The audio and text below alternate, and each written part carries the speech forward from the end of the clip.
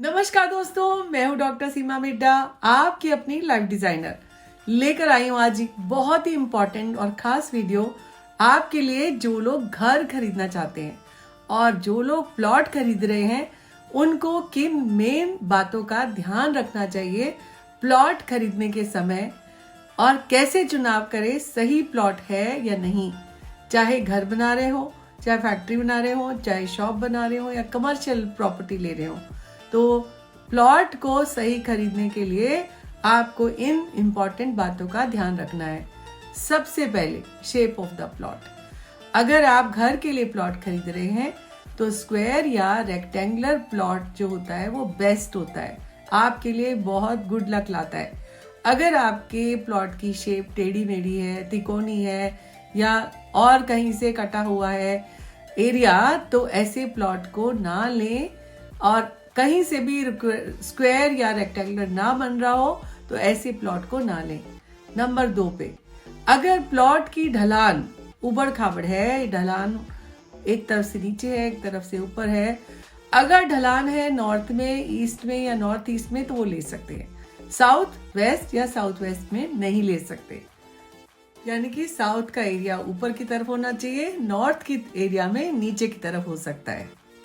अगला important point, उस plot की सॉइल कैसी है ये देखना है कि वहां का एनर्जी लेवल यानी सॉइल डेड तो नहीं है और ऊर्जा का लेवल क्या है। उसको देखने के लिए पहले लोग मिट्टी को गंध से, स्वाद से चेक करते थे, लेकिन इसका एक सबसे आसान तरीका ये है कि प्लॉट में अनाज को छिड़का जाए तो वो अनाज जितनी जल्दी हेल्दी क्वालिटी का होगा तो आपका प्लॉट जो है वो बिल्कुल ठीक है।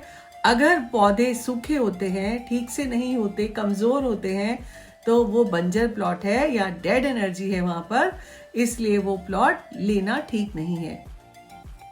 यानी कि फर्टिलिटी है उस जमीन में तो आप प्लॉट ले सकते हैं, यदि नहीं तो आपको थोड़ा अवॉइड करना होगा।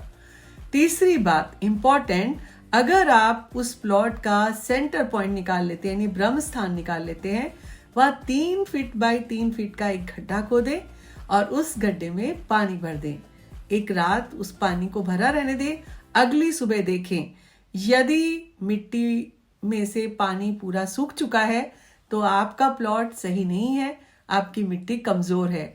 यदि उसमें खड्डे में पानी बचा हुआ है तो इसका मतलब ये है कि ये प्लॉट सही है। और एक और तरीका ये है कि उसी मिट्टी को रीफिल करके देखें।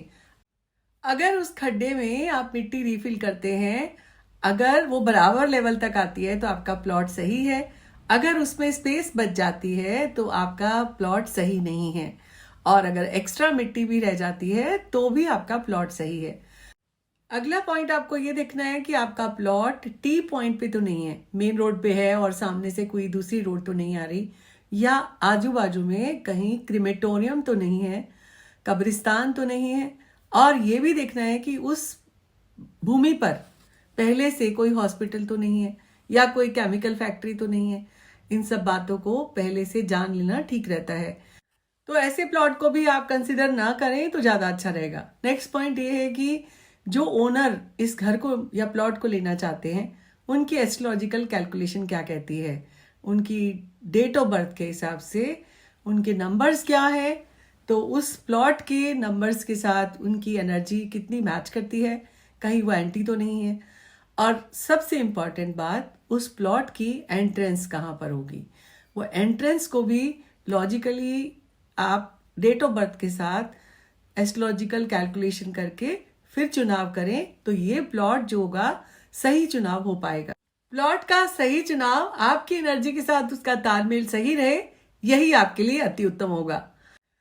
दोस्तों यहीं पर लेती हूँ आपसे अलविदा, लौट कर आऊंगी एक नई वीडियो के साथ। तब तक के लिए एंजॉय एवरी पल, डोंट वेट फॉर कल। नमस्कार, धन्यवाद।